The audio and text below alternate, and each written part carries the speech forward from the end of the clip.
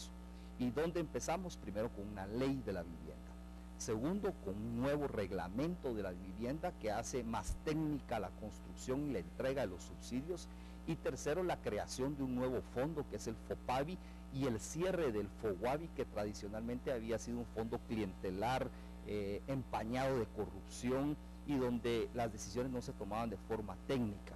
Hoy existe una institución que es el FOPAVI, dirigido por técnicos, donde participan prácticamente todos los sectores de la sociedad, desde bancos, desde pobladores, desde las diferentes instituciones del Estado que tienen que participar, y eso nos ha permitido dar un paso importante en el tema de la vivienda.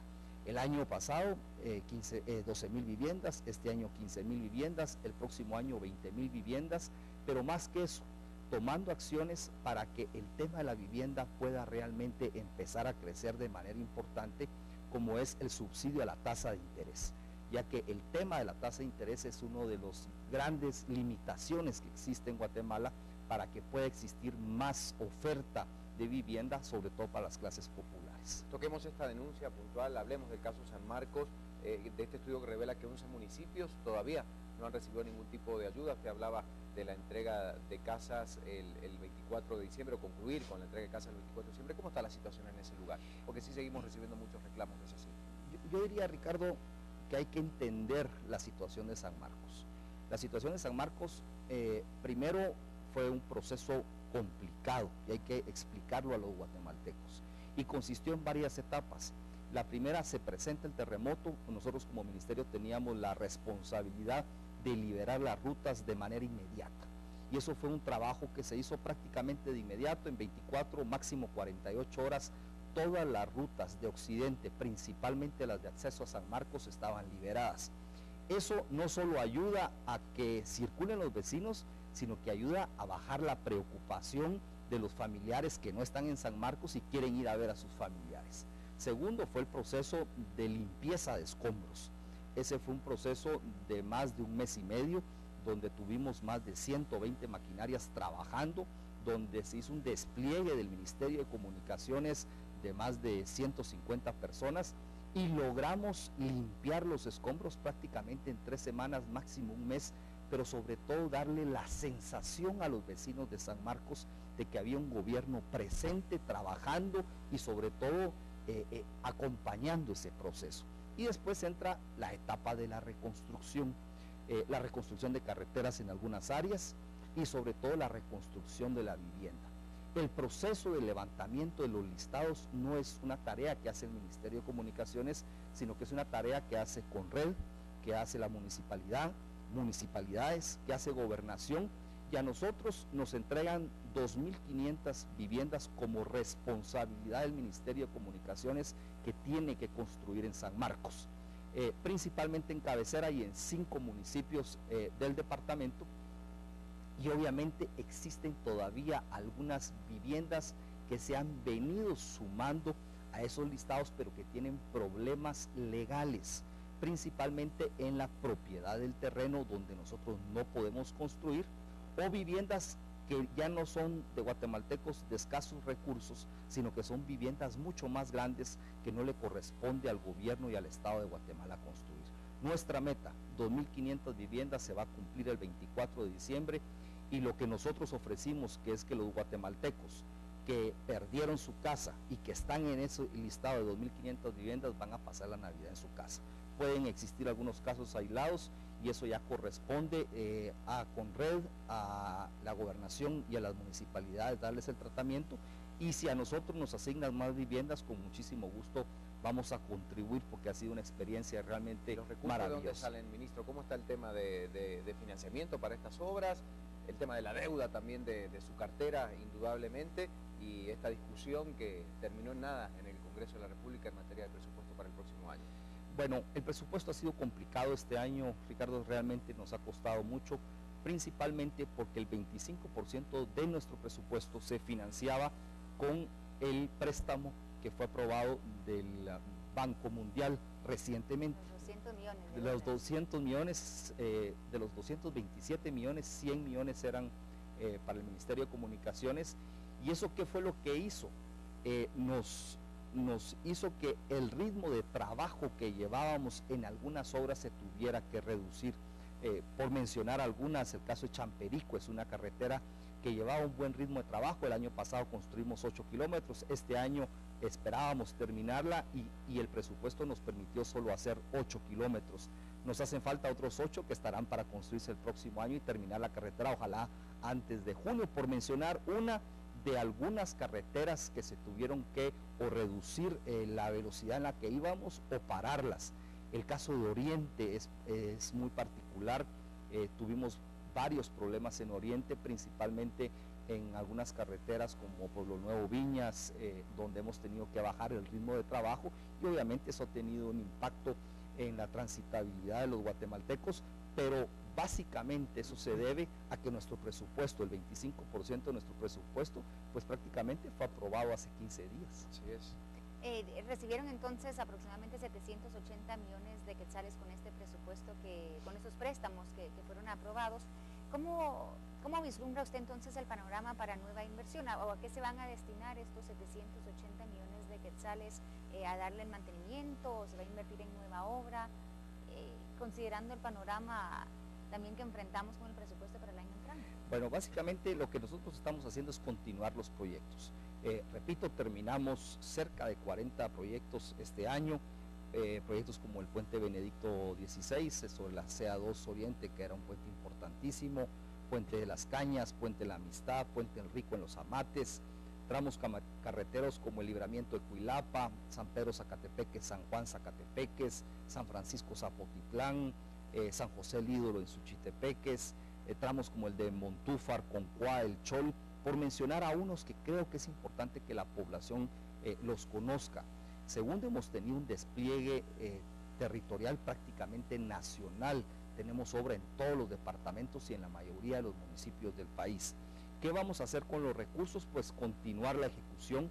Hay proyectos importantes que se están ejecutando, tal es el caso del tramo de San Martín, Jilotepeque, Joyabaj, por mencionar uno, el tramo de la Franja Transversal del Norte, que lo queremos terminar para mediados del próximo año, la CA2 Oriente, en el caso de las lisas, que ha sido una solicitud puntual de los guatemaltecos, el tramo de Champerico, e iniciar cerca de 25 proyectos nuevos que vamos a iniciar el próximo año, que van a empezar los procesos de licitación a finales de este y principios del próximo año, y así poder ir abarcando más carreteras y reconstruyendo más carreteras, pero sobre todo llevando más desarrollo a nuestras comunidades. Bueno, me imagino que su equipo de trabajo está preparado para el próximo año. Hablando de los planes 2014, un año preelectoral, todo indica que usted será el candidato a la presidencia por el Partido Patriota. ¿En qué condiciones queda el ministerio? Esto es algo que obviamente se confirmará en los próximos meses. ¿Cómo está el tema? ¿Quiere ser presidente de la República, señor ministro? Bueno, primero, no es un tema que si yo quiero o no quiero ser. Realmente yo siempre he dicho, un político serio, responsable, tiene que tener como visión terminar su carrera primero como candidato y ojalá como presidente de la República. Y obviamente ese ha sido un esfuerzo y una visión que yo he tenido desde el día 1 que entré a participar en la política. Pero hay que entender los tiempos y primero, y segundo hay que entender cómo funcionan los partidos. Esta no es una decisión de Alejandro Sinibaldi, es una decisión del partido que empieza desde la base del partido, con los secretarios municipales, los delegados municipales, los secretarios departamentales, y que después llega al comité ejecutivo. Obviamente, si el partido toma la decisión, que será el próximo año, pues yo primero voy a estar muy honrado de que se haya tomado esa decisión. Segundo, va a ser un enorme compromiso para mi persona con los guatemaltecos para no defraudar esa confianza. Y tercero, obviamente empezará un trabajo con cara a las próximas elecciones. Lo que sí he sido claro es que si eso sucede, en el momento que suceda, yo estaré dejando el cargo como ministro de Comunicaciones para que primero me pueda dedicar como corresponde a un trabajo tan importante como es ser candidato y ganar la presidencia, y segundo, para que no se me pueda acusar de que estoy utilizando los recursos del ministerio para esa campaña.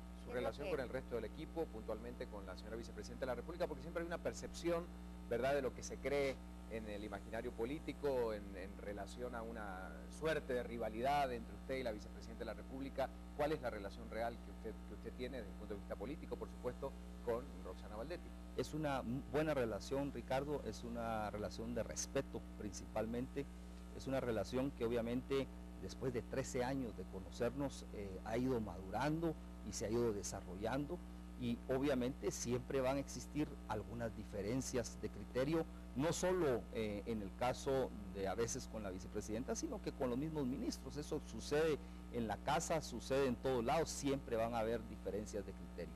Pero quiero decir que por primera vez creo que va a llegar un partido unificado para poder presentarse a un proceso electoral.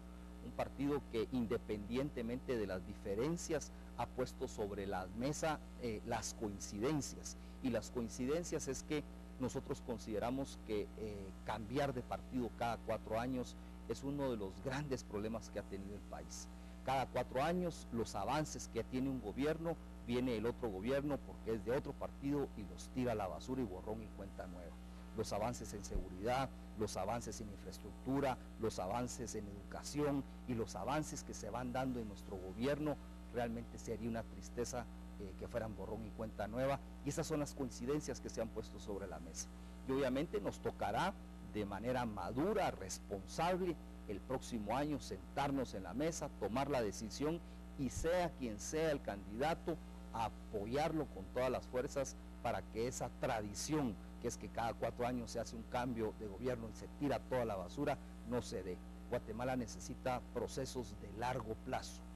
Las instituciones no se pueden cambiar de un día para otro, y lo digo yo que he estado 2 años trabajando prácticamente sin fines de semana, las horas que sean necesarias.